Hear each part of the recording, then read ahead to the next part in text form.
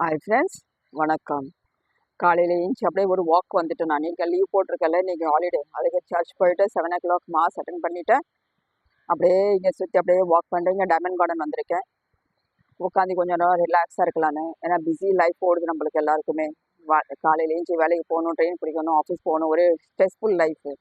இது கொஞ்சம் ரிலாக்ஸாக இங்கே வந்து உட்காந்து உங்கள்கிட்ட பேசலான்னு வந்திருக்கேன். எல்லாரும் என்ன சந்தோஷமாக இருங்க. நம்ம லாஸ்ட் நாள் இந்த வருஷத்தில் இருக்கோம். நாளையிலேருந்து புது வருஷம் நம்மளுக்கு எல்லாருக்குமே.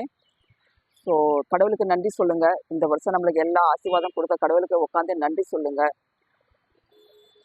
வருகிற புது வருஷம் நம்மளுக்கு இன்னும் நிறைய பிளெஸ்ஸிங்ஸ் எல்லாம் நம்மளுக்கு கிடைக்கணும்னு கடவுள்கிட்ட வேண்டிக்கோங்க.